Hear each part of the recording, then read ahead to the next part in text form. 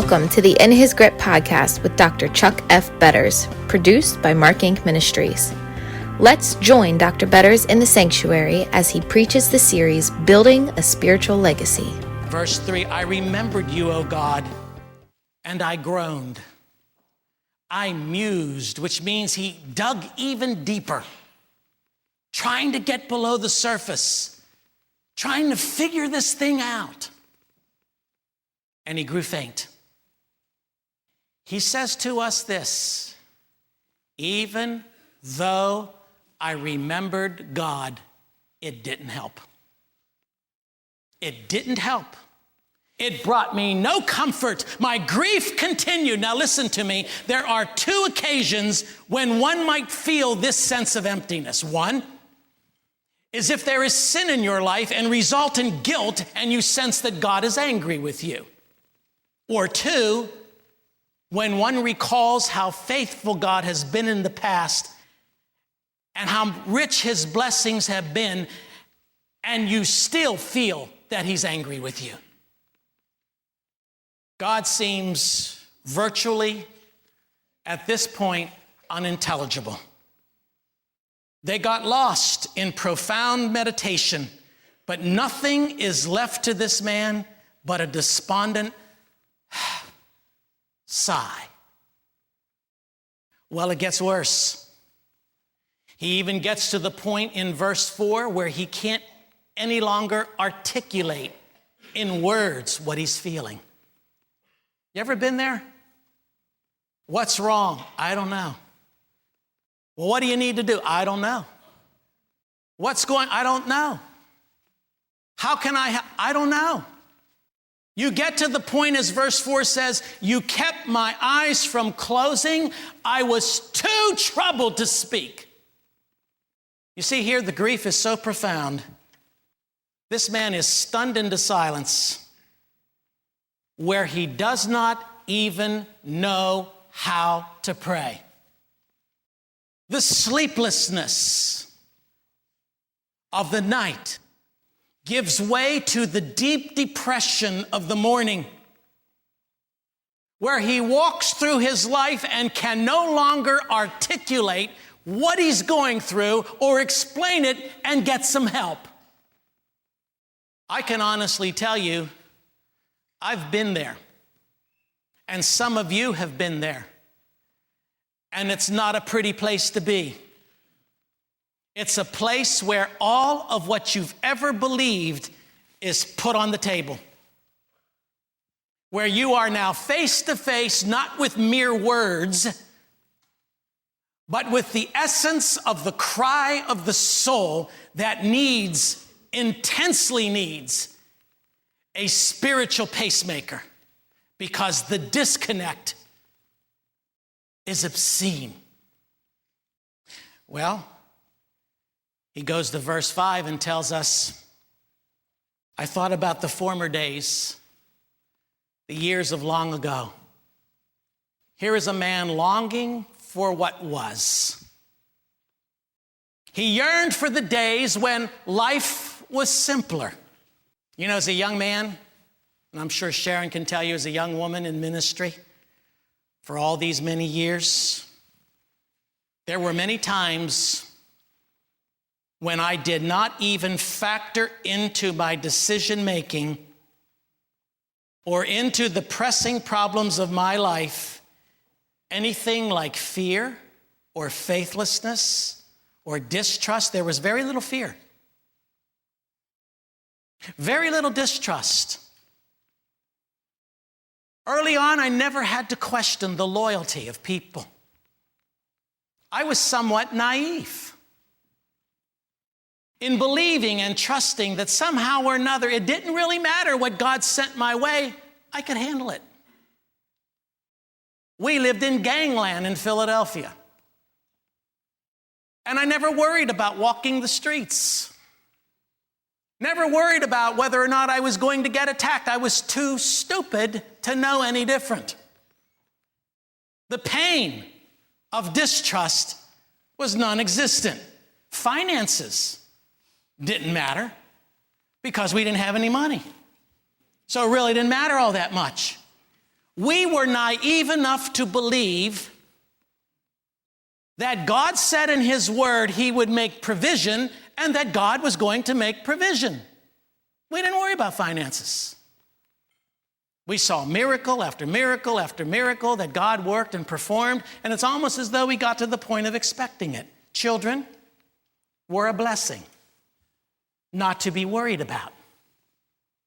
We didn't concern ourselves with whether or not they would be killed in a car crash or whether they would develop some horrible disease or whether they would walk away from the Lord one day. I'm not to say we weren't concerned about those things, but we didn't worry. We weren't stressed over it. We were at that point untouched by betrayal, untouched by death, untouched by disappointment, untouched by intense sorrow, but with maturity and with experience, the eyelids slowly grew heavy as we saw the hand of God majestically moving in a direction we did not want to go. I refer to these events in my life, and I hope you can in yours, as scorch marks. Some 13 of them now, scorch marks in my life, our life together.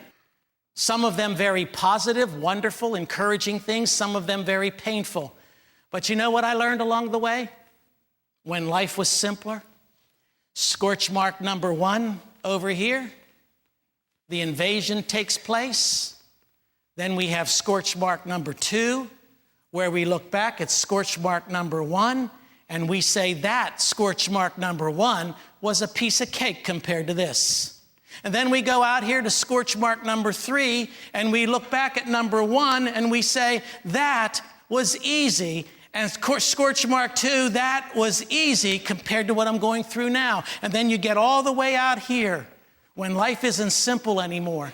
And you look back at all those scorch marks in the current disconnect, in the current struggle or crisis of faith. You look back and you say, you know what? All of that was Disney World. Because all along the way, God has been scorching, God has been invading, God has been marking, God has been causing you to grow. The psalmist comes to that point where he says, I thought about the former days, the years of long ago. The result of this is what? A practical deism. Deism is a term that I use up here quite often, and I think it's a term all of you need to understand. I'm not going to give you the highly technical definition for it. I'm just going to give you a simple layman's definition. There is a God, the deist says, but he's detached. He's there. He created it all. It's like he completed the puzzle, and he threw the puzzle down, and now he's walked away. Que sera, sera, this God says. Whatever's going to happen, happens. Let it go. Let the universe just continue to click and talk. Let the universe continue to move. Let your life continue to move. I will be detached. To believe in a God that knows the hairs of your head, knows the days of your life, is contrary to the belief system of a deist. The sad part is, many of us sitting here right now, or listening by radio, or watching this on TV, are deists. A practical deism. In fact, the psalmist was infected by a practical deism. Look at verse 6. I remembered my songs in the night. My heart mused. My spirit inquired, will the Lord reject forever? That means he felt rejected by God. Will he never show his favor again? The blessings are over. Has his unfailing love failed? Has his promise failed for all time? Has God forgotten to be merciful? Has he in anger withheld his compassion? You see, he recalled other times in his life when the lights seemed to go out, and how God taught him to sing at what he thought was midnight. But those other times proved not to be midnight, but merely the evening. The sorrow he now had to bear was infinitely more intense, and those pains and disconnect and heartache led him to believe, as a practical deist, that God had abandoned him. Now he is not only in an emotional crisis, he is now drowning in a theological crisis. What he feels concerning God's dealings with him do not square with what he has been taught and what he has taught and what he has embraced concerning the character and the nature of God.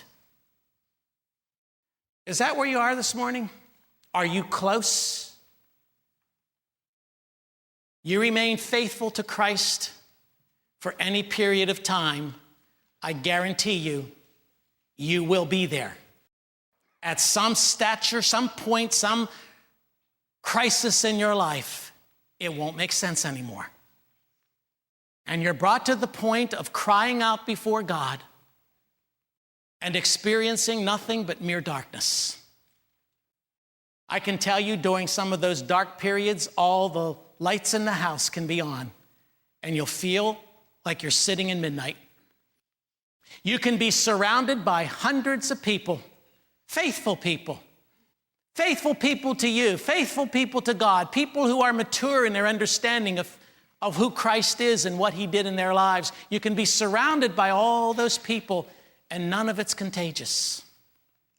None of it rubs off. You almost stare through a set of spiritual cataract eyes. Nothing's clear. And you say, God, have you abandoned me? I've been there. It's not a pretty place to be. When I decided to preach on this psalm, I read this scripture to my wife. And I got through about 4 verses before I broke down. Because I said, that's me. Well, now we know the problem. This is the cause of doubt. What's the cure? Remember what I said. I want my children and my grandchildren to learn that doubt is an integral part of faith building, and that those doubts must be confronted and dealt with in a biblical way. If the psalmist left us there, it would be a tough place to live, wouldn't it? Like the Hebrew Christians. You read about them in Hebrews 10 before the great hall of faith of Hebrews 11. In Hebrews 10, you know what's going on in these people's lives? They wanted to quit. They wanted to go back to what was. They wanted to be in life where it was simpler, easier, where the tests of faith were not as crucial and earth-shaking. They wanted to quit. They wanted to give up. And the whole purpose of the book of Hebrews is to encourage them to go on, to not miss a beat, to deal with their doubt, to look at the hall of faith. The men and women of that hall of faith were men and women who struggled in the same way you and I do. And in many cases, more so than you and I have to. And they're there. They're God's messengers to show us not who they were, but what he did in their lives, so that we won't quit. We won't give up. But there's something even greater that the psalmist discovers that brings him to the point where he comes out of this disconnect. I want you to notice, as you study this week, how the psalm seems to end without an ending.